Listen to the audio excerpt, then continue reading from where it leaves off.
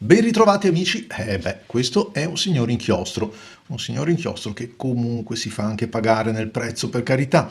Stiamo parlando del Magnetic Blue di Caran d'Ache, un inchiostro che certo si pone nella parte, nella classifica alta del costo degli inchiostri. Bello il calamaio, certamente, molto particolare, bello altrettanto questo tappo in metallo che sembra un bullone, un dado, veramente ben rifinito, ricercato, così come è un po' quello che ci ha abituato Caran d'Ache con i suoi prodotti, con le sue linee. Però per fortuna in questo caso non paghiamo solamente la forma, il design, eccetera, ma anche la sostanza, il contenuto, perché è un inchiostro di quelli veramente ben formulati. Posso dire che personalmente è uno di quelli che apprezzo di più.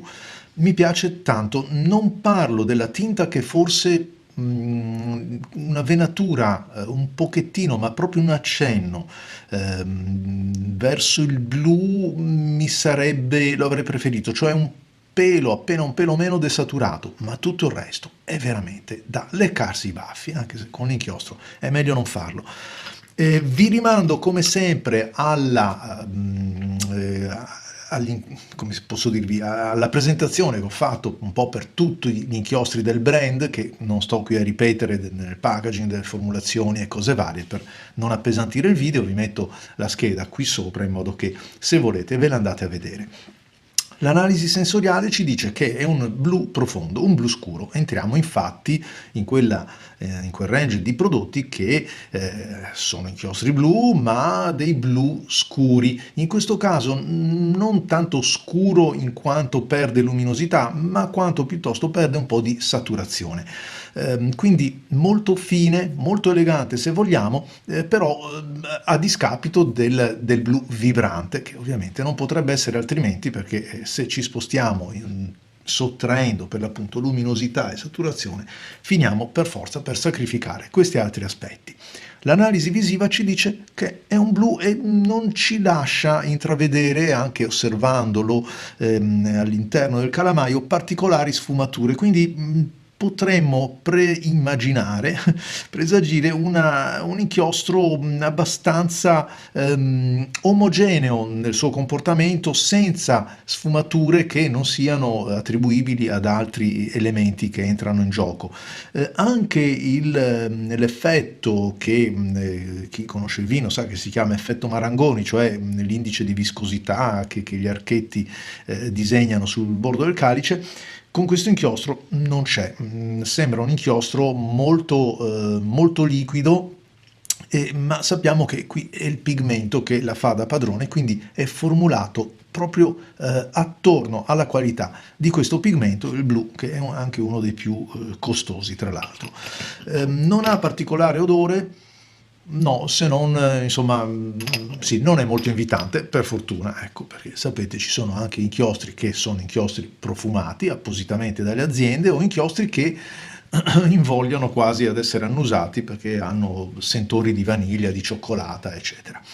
L'ho messo alla prova su una bella penna perché comunque è un bel inchiostro, e anche perché io trovo che sia una perfetta abbinata con la Sailor 1911 Large. Il pennino è quello da 21 carati, in oro ovviamente, la gradazione è una gradazione fine. È un pennino che chi conosce sa essere molto scorrevole, levigato tantissimo, senza perdere ovviamente la qualità della penna stilografica, però un inchiostro che fa correre parecchio le scritte, fa correre parecchio la grafia.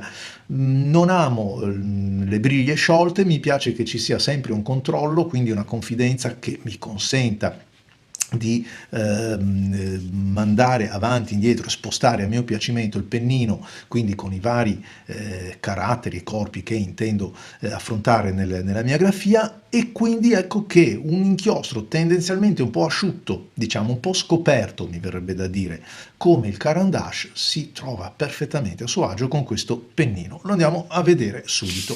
Lo proviamo su un blocco Rhodia. Lasciatemi stringere un pochettino l'inquadratura.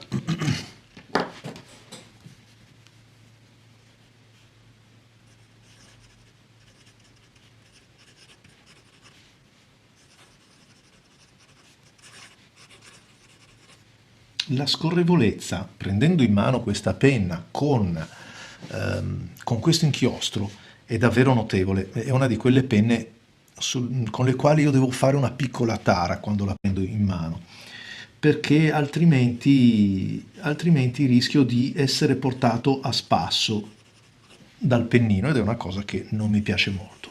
Eccolo qua, guardate che bella tonalità, un blu scuro, un blu midnight, rientra fra quella tipologia, un blu molto scuro, ma non scuro profondo, scuro perché perché è un po' desaturato, un po' più scurito, insomma l'eleganza senza dubbio fa parte degli aggettivi che possiamo attribuire a questo inchiostro. Trovo che si sposi bene, come vi dicevo, con questo pennino. Perché? Perché riesce a mantenere il tratto. Allora, scriviamo anche che si tratta di una Sailor Profit 1911 large. Il pennino è un pennino fine. Perché si sposa bene secondo me? Perché il tratto è un tratto molto preciso, molto netto. Sapete che questo è un pennino che io definisco maestro di precisione quando devo andare, vedete, a raccordare, a mettere insieme, cioè, dei punti, legare delle linee. È assolutamente il primo della classe, ma non è nemmeno troppo sottile da far sparire l'inchiostro, cioè il colore, la tinta, così come vedremo nelle prove che ho fatto precedentemente, le quali poi metteremo a confronto. Quindi assolutamente di primo ordine. Poi vedo che si riescono a fare con molta scioltezza tutte le volte che ci servono per la nostra calligrafia. Chiaro che Rhodia ci mette del suo, Sailor ci mette del suo, ma anche questo Caran d'Ache ci mette del suo. Lo dicevamo all'inizio, non è un inchiostro proprio economico da usare forse tutti i giorni, è un po' l'inchiostro della domenica, però è anche vero che le cose belle si pagano. Qui c'è una formulazione, secondo me, fatta come deve essere fatta, e cioè sempre con l'attenzione alla scorrevolezza da una parte e al controllo dall'altra. Bisogna trovarsi qua in mezzo, perché nel momento in cui è troppo scorrevole diventa sfrenato, quando invece è troppo controllato, cioè per esempio l'inchiostro è viscoso, finisce per rallentare la scorrevolezza e quindi la nostra mano fatica di più. E quindi tutti gli inchiostri che mi consentono di trovare il perfetto equilibrio per un pennino mi piacciono molto. Un inchiostro però che, ve lo sottolineo nuovamente, tende a lasciare un pochettino scoperto il pennino, non è di quelli che lo lubrifica molto. Ecco perché si trova così a suo agio con un pennino Sailor che di suo sapete essere molto levigato. Andiamo a vedere, molto arrotondato e levigato, andiamo a vedere invece come si comporta dal punto di vista se trapassa il foglio, ma come vedete un po' perché il pennino è di gradazione fine e anche perché l'inchiostro non ha diciamo così, un flusso abbondante, anche se trovo che sia improprio di parlare di flusso in un inchiostro, ma comunque insomma non è un inchiostro che dilaghi, cioè non è troppo scioltarello come possiamo dire, non è nemmeno troppo viscoso da infiltrarsi nelle fibre della carta e passarle, è un inchiostro veramente a posto da questo punto di vista. Cominciamo a vederlo per esempio su un foglio rigato. Allora stringo un pochettino, questo è l'inchiostro, il Caran d'Ache per esempio sul pennino extra fine.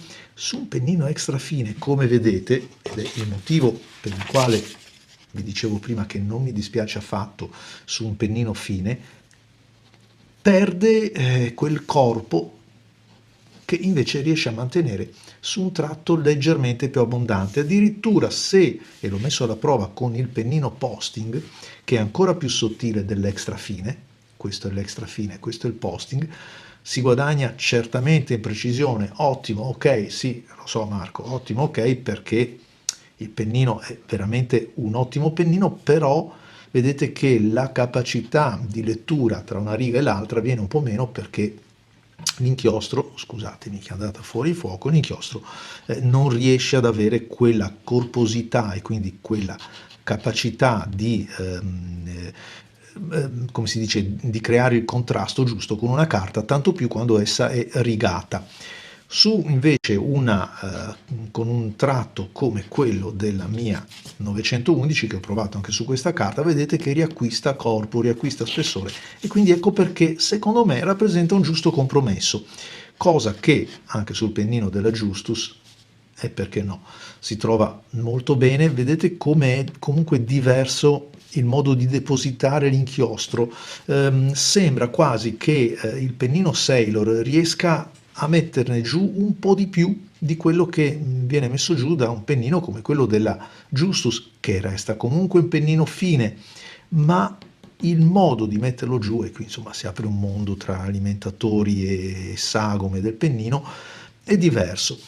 Lo stesso inchiostro sulla Falcon, però in questo caso la Soft Fine, risulta ancora diverso. Qui però ci gioviamo anche di un'elasticità diversa che riesce a mettere, vedete in risalto un po' di così, variazione sì, del tratto e anche quindi di ombreggiature, anche se non è quello che, vediamo cosa avevo scritto, anche se forse qualcosa di più si potrebbe, sono i miei appunti quando faccio le mie prove. Perché si potrebbe? Perché probabilmente, essendo un pennino che ha bisogno di essere lubrificato un pochettino, non trova nel Caran d'Ache il suo miglior alleato. Andiamo a vedere altri riscontri che ho fatto, ma giusto per darvi un'idea di quello che, faccio un po' di spazio, è la bellezza dell'inchiostro. Allora, Caran d'Ache, eccolo qua, inchiostro Caran d'Ache, allargo un po' giusto per mettervelo a confronto con altri inchiostri che ho qui nel quaderno, così per fare la tara. Questo qua è il Majestic, che vedete essere molto più chiaro e addirittura appare quasi celeste, forza un po' la mia diagnosi, rispetto a quello che invece è un blu molto scuro, molto più profondo, messo a confronto per esempio con il Midnight Blue, altro inchiostro che mi è molto caro, che vedete essere persino più saturo. Ecco, è l'unica cosa che nel mio gusto personale rimpiango un pochettino del Caran d'Ache, che si perde un po', il blu, che è un colore che io amo tanto e che invece trovo presente in altri inchiostri. Ad esempio, vediamo se ce l'ho qua. Beh, l'Oxford ve l'ho presentato qualche video fa, per esempio è molto più, è vero che appare quasi violaceo, ma vedete come è più desaturato il nostro Magnetic. Mi piace molto invece come riferimento questo scribo. Il blu cosmico è un blu che resta un blu ancora più scuro se possibile, ma mantiene la sua anima blu. Questo giusto per posizionare il nostro amico, e vi faccio vedere anche sì, qualche cosa che a tempo perso avevo fatto proprio con gli inchiostri che mi piacciono di più. La resa sulla carta, ora qui c'è il nylon che lo rende un po' più brillante, sulla carta anche rigata come quella che può essere un blocco pigna, è il caso di questo, e in concomitanza di un pennino flessibile come quello della Sterling, veramente, veramente molto bello, cioè la capacità di dare spessore. Trovo che sia elegante, un bel inchiostro, ma non adatto ai pennini extra fini o extra fini, perché sempre a gusto personale si perde un pochettino. Parlare di shading per questo tipo di inchiostri oppure di variazioni direi di no, perché non le ho mai riscontrate neanche con dei pennini un pochettino più generosi come gradazione, se non quelle indotte dal flusso. E non ho mai riscontrato, e questo va a onore della formulazione, effetti di spiumaggio neanche con dei pennini particolarmente abbondanti nel flusso, che sappiamo si divide il merito con la carta, ma non ho riscontrato mai problematiche di questo tipo. Quindi un bell'inchiostro, tanto per concludere, certamente un inchiostro anche costoso, adatto soprattutto per quei pennini che sono molto levigati e quindi hanno bisogno di guadagnare un pochettino di guidabilità, non invece per quei pennini molto appuntiti che hanno bisogno di un minimo di lubrificazione che inchiostri come questi non sono in grado di apportare. Ciao a tutti amici e vi aspetto ovviamente ai prossimi video.